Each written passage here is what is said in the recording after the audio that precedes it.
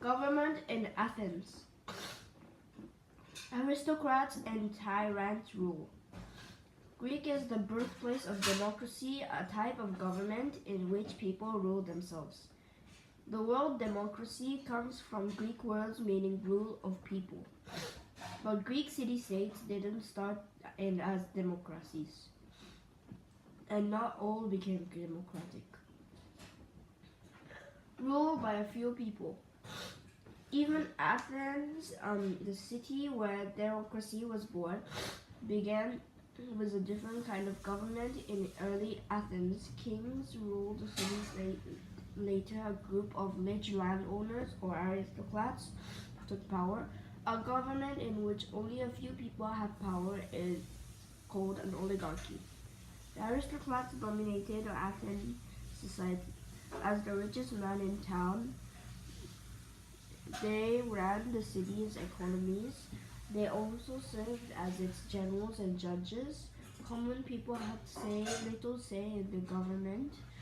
In 600s BC, a group of rebels tried to overthrow the aristocrats. They failed, possibly as a result of their attempt. However, a man named Draco created a new set of laws for Athens.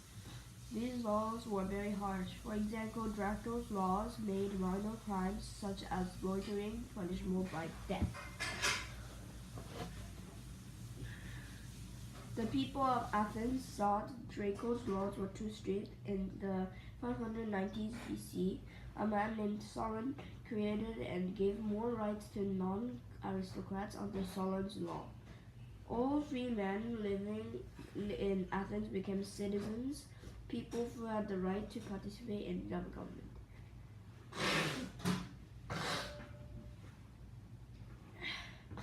They were not ready to end the rule of aristocracy. The rise of tyrants. Because the Athenians weren't pleased with rule of aristocrats, they wanted a new government. In 546 BC, a noble named Penesilots overthrew the oligarchy, and he became the ruler of Athens. Aristobulus called a tyrant, which meant a leader who held power through the use of force. Today, the word tyrant means a ruler who is harsh, but the word had different meanings in ancient Greece. Athenian tyrants were usually good leaders.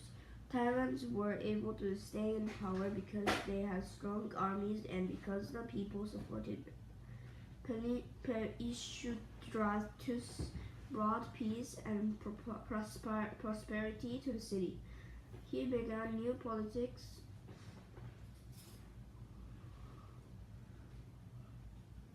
that unified the city. He created new festivals and built temples and monuments during his rule, and many improvements were made in Athens. After Peisistratus died, his son took over as tyrant. Many aristocrats, however, were unhappy because their power was gone. Some of these aristocrats convinced a rival city-state to attack Athens as a result of this invasion. The tyrants lost power, and for a short, limited time, aristocrats returned to power in Athens. Government in Athens. Oligarchy. Early Athens were grouped by a small group of people, aristocrats, of powerful aristocrats. This type of government, called an oligarchy, meant rule by few. Tyranny. Peisistratus overthrew the oligarchy in 546 BC. And Athens became a tyranny. Tyranny means ruled by a tyrant, a strong leader who has power. Democracy. Around 500 BC, Athens became a democracy. Democracy means ruled by the people. For the first time in history, a government was based on the votes of its free citizens. Democracy in action. Ancient Athens was the birthplace of democracy, the system of government in which which the people ruled themselves.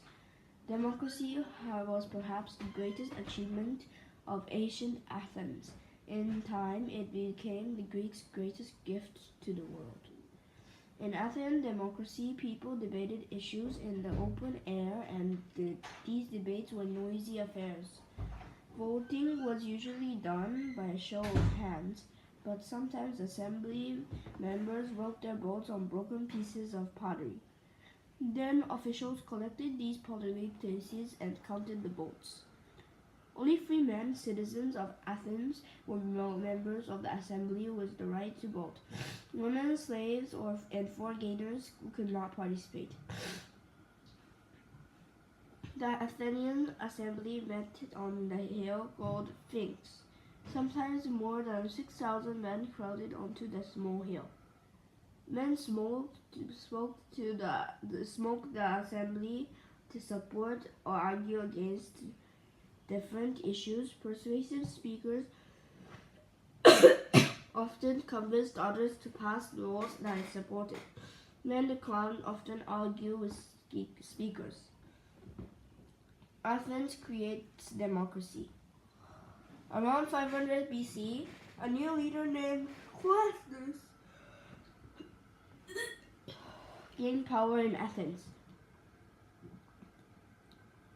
Although he was a member of one of the most powerful families in Athens, Cleisthenes did not want to aristocrats to run the government. He thought they already had too much influence by calling on the support of the people.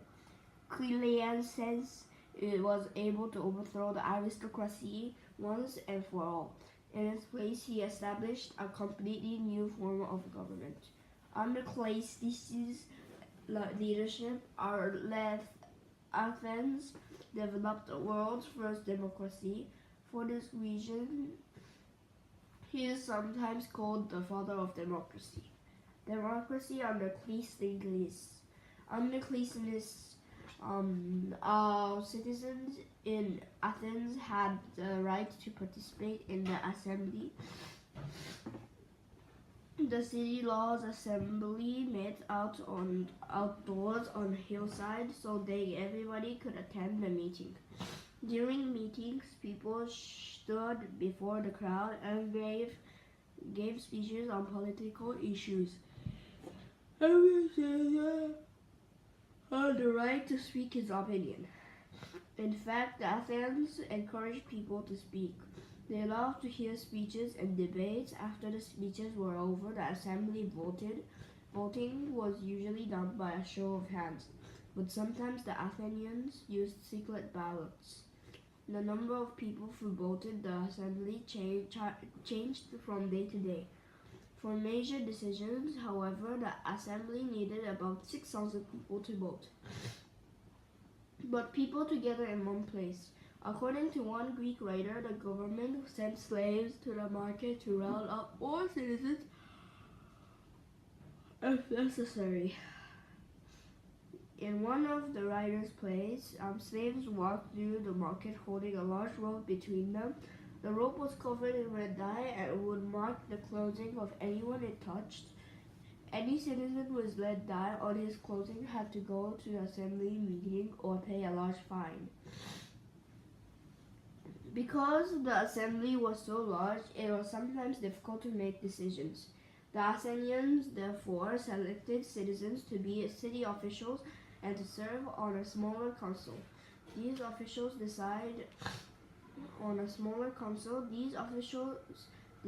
which laws the assembly should discuss. This helped the government run more smoothly.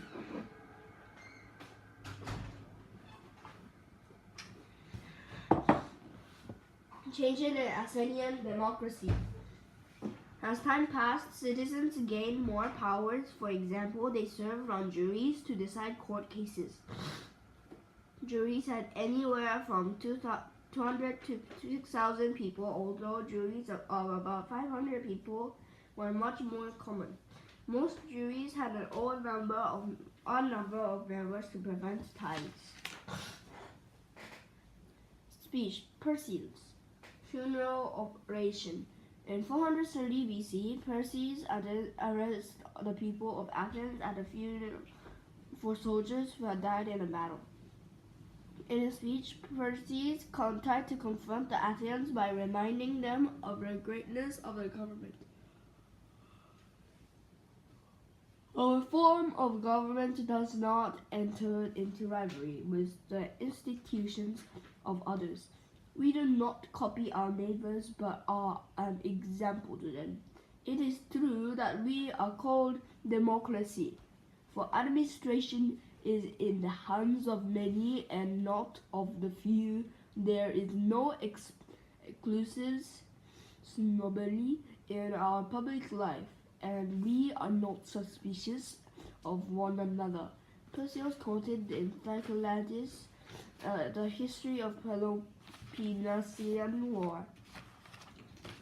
Perseus is praising for the Athenians for creating a democracy. Athenian government was open to all free men, not just few. Athens remained a democracy for about 570 years. It reached its height under a Valerian elected leader named Perseus. He led the government from about 460 BC until his death in 429 BC. Perseus encouraged the Athenians to take pride in their city. He believed that participating in government was just as important as defending Athens in war.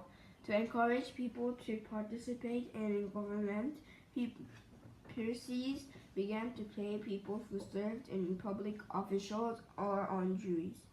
Perseus also encouraged the people of Athens to introduce democracy into the parts of Greece. End of democracy in Athens. Eventually, the great age of Athenian democracy came to an end. In the mid-330s BC, Athens was conquered by the Macedonians from north of Greece. After the conquest, Athens fell under strong Macedonian influence. Even after being conquered by Macedonia, Athens kept a democratic government, but it was democracy with very limited powers. The Macedonian king ruled his country like a dictator, a ruler who held all the power. No one could make any decisions without his approval. In Athens, the assembly still met to make laws, but it had to be careful not to upset the king. The Athenians didn't dare make any drastic changes to their laws without the king's consent. They weren't happy with this situation, but they feared the king's powerful army. Before long though, the Athenians lost even this limited democracy. In the 320s BC, a new king took over Greece and ended Athenian democracy forever.